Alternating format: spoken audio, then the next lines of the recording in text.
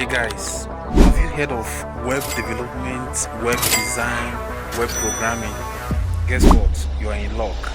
This video could be the best 5 minutes of your day today. So watch this video to the end and thank me later. Lesson 6: Web hosting of a site explained. Web hosting is the process of storing your website's files on a server that is accessible over the internet.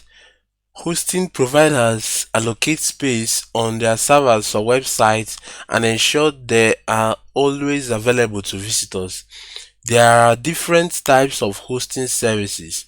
Shared hosting: multiple websites share the same server, making it affordable but less flexible. VPS hosting: virtual private server, offers dedicated resource on a shared server, ideal for growing websites. Dedicated hosting: a single server dedicated to one website, offering maximum performance and control. Hosting ensures that your website can be accessed globally, provides backups, and enhances security. So, as I've explained in the past lesson, a website needs two main parts: the front end and the back end. And the back end must have to run on a server. The back end is often programmed using server languages like PHP or sometimes even JavaScript. So this makes it necessary that a website must be hosted on a server. In the past lesson, we explained on how to host a website on your local server, which means that your laptop becomes the machine which powers your website. But then for you to have a website that serves the public, you cannot always keep your laptop on for it to power this server on which your website was built on. So a website actually needs a server that runs 24 hours 7 times a week, which will always make the website functional and available to the public online. That is what we mean by web hosting. Rather than running your website on your local computer, you will hire companies that will run it for you.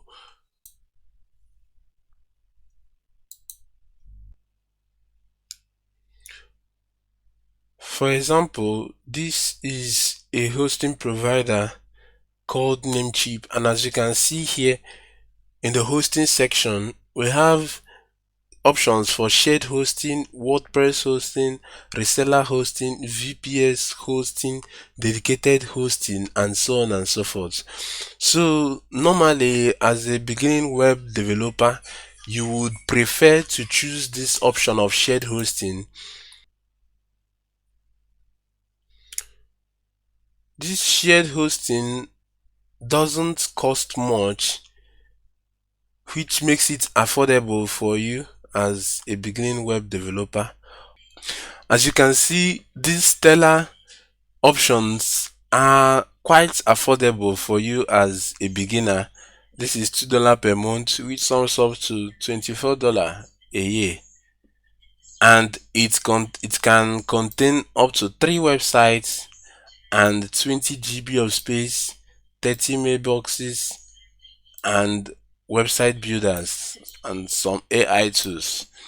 But then if you want to upgrade or get something higher, I would recommend this $3 per month one for you, so that you can host unlimited websites there with unlimited space and unlimited mailboxes, auto backup, which is very necessary for you, and so on and so forth.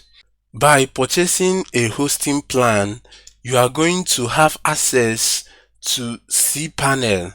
As you can see here, our Stellar plan is active, and we can actually go to its cPanel, which once you click here, it redirects you to the cPanel.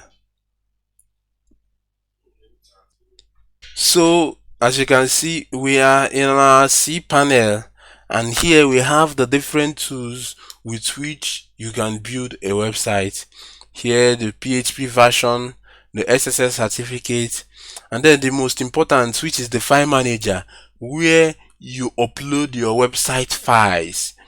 This is similar to the HTTP docs folder in our XAMPP, which is the file manager of our local host. Then here is the file manager of our web hosting. Here you can upload the files of your website. Still more on the tools, we have the MySQL database wizard. Here you can create the database for your website, and you also have phpMyAdmin. You have your MySQL databases. Then also we have tools for creating domain and subdomains. That is for adding multiple domains to your cPanel. You can do that through this domain tool. Here we have software installation tools whereby you can install WordPress with just one click on a particular domain name. Then in this email section, you can actually create custom email accounts for your website and your domain name. So this is all for now with regards to web hosting. So I believe that after this video, you are now informed about what web hosting actually means. Thanks for watching this video. If you'd want to be part of our tech journey, then make sure to like this video and subscribe to our YouTube channel for more videos like this.